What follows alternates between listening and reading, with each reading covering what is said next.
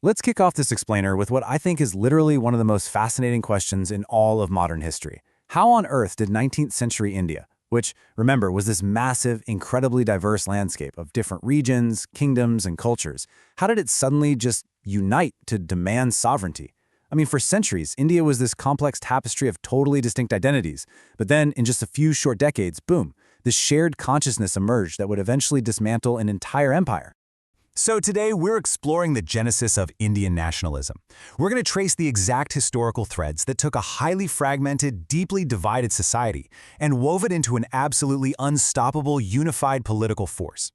To do this, we're going to follow a sort of convergence arc across 5 key areas: economic discontent, repressive policies, socio-religious reforms, the free press, and finally, the birth of the Congress. Let's get right into it. All right, starting with our first area, economic discontent and the sheer exploitation of the masses. You see, this economic frustration hit virtually every single corner of Indian society under British rule, and it really acted as the bedrock for this nationwide anger. Just take a look at the artisans. For generations, India had this thriving, world-renowned handicrafts industry. But the English East India Company, they deliberately crippled these craftspeople. They basically used their political muscle to turn India into just a supplier of raw materials for Britain and then a captive market to sell finished British goods back to. Millions of skilled craftsmen were literally stripped of their entire livelihood overnight. And looking at this breakdown, notice the specific pain points across the whole social spectrum. It definitely wasn't just the artisans suffering. Think about it. If you were a peasant, the government was basically taking a massive chunk of your produce through these exorbitant land taxes, driving you straight into the arms of local moneylenders. If you were part of the new working class, you were being heavily exploited by factory owners. And even if you were an educated Indian, you'd find your chances for government jobs were totally bleak because British policies kept India economically backward on purpose. So the realization here was pretty much universal. No matter your class, your only real shot at economic salvation was freeing yourself from British rule. Moving right along to our second area, repressive policies, which acted as a massive catalyst for agitation. We really need to look at how incredibly heavy-handed these colonial policies were, because they pushed the populace right to the brink. It helps to visualize this rapid-fire escalation, especially under the Viceroy Lord Lytton. Imagine this. In 1877, while millions, and I mean millions, of Indians were starving in the grip of a devastating famine, Lord Lytton decides to organize a grand Delhi Durbar. He spent lakhs of rupees just to throw a lavish party to proclaim Queen Victoria the Empress of India. Talk about a shocking display of misplaced priorities, right? And then, immediately after that tone-deaf event, in 1878, we see severe, deliberate crackdowns on basic civilian rights. Just look at the blatant double standards of this era. The Indian Arms Act of 1878 made it a literal criminal offense for Indians to carry arms without a license. But wait for it, this rule did not apply to the British. Crazy, right?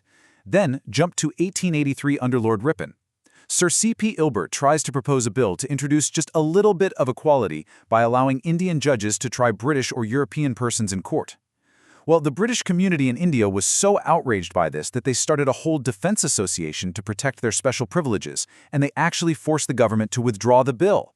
This racist backlash was a huge wake-up call. It made it undeniably, painfully clear to educated Indians that justice and fair play were just impossible under British administration. Okay, on to Section 3, socio-religious reforms and the true pioneers of nationalism. Now our focus shifts inward for a moment. Here we have 2 absolute giants of social reform who acted as the real pioneers of Indian nationalism. On the left, Raja Rammohan Roy, who founded the Brahmo Samaj, and on the right, Swami Dayanand Saraswati, the founder of the Arya Samaj. Both of these men recognized a really crucial truth. Before India could effectively challenge foreign rule, it absolutely had to reform its own internal society first. What's really fascinating here is how entirely different their approaches were. Raja Rammohan Roy was this great humanist. He stressed the unity of all religions and totally believed in incorporating Western education and scientific approaches. Swami Dayanand Saraswati, on the flip side, looked way back into India's ancient past, preaching, "Go back to the Vedas." Fun fact, he was actually the very first person to raise the slogan, "India for the Indians." This perfectly illustrates how 2 distinct ideological paths, one looking outward for a modern synthesis, the other looking inward for ancient purity, were leading to the exact same destination. They were both building national self-respect and confidence. And you know, despite having those totally different philosophies, these reformers, along with others like Jyotiba Phule and Swami Vivekananda, were completely united in their crusades. They fiercely condemned untouchability and the caste system, seeing them as the absolute epitome of slavery. They fought tooth and nail for women's equality, aggressively opposing child marriage and the purdah system. By attacking hereditary priesthoods and deep-rooted superstitions, they weren't just changing rules, they were actively creating the consciousness of a brand new society. A society rooted in individual liberty and equality that was finally psychologically ready for a unified national movement. Which brings us to Section 4, the free press, and how they spread the message of liberty. Think about it this way. If economic hardship was the fuel and social reform was the spark, the press was the vital communication network that made the whole thing catch fire. In the second half of the 19th century, a massive number of newspapers sprang up in both English and vernacular languages. We're talking publications like the Amrit Bazar Patrika, the Tribune, the Hindu, and the Statesman. They carried daily scathing criticisms of unjust government policies.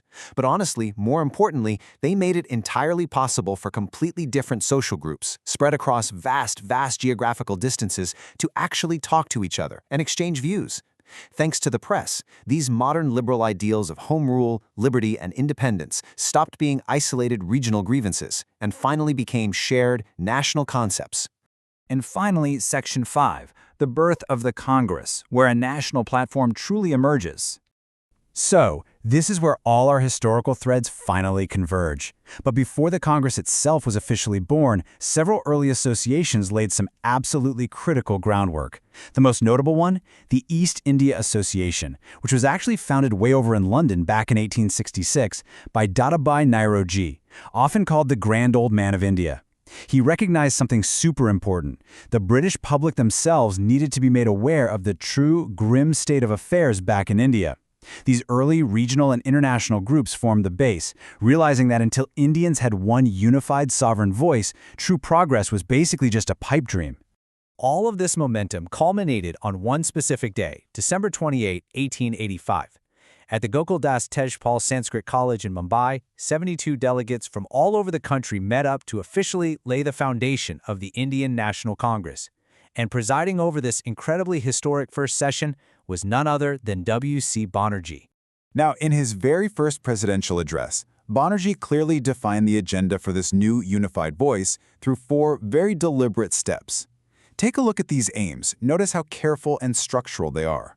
They weren't focused on elevating just one single religion, community, or class. No, the goal was to consolidate feelings of national unity across all the provinces and to officially, methodically present the popular demands of the people straight to the British government.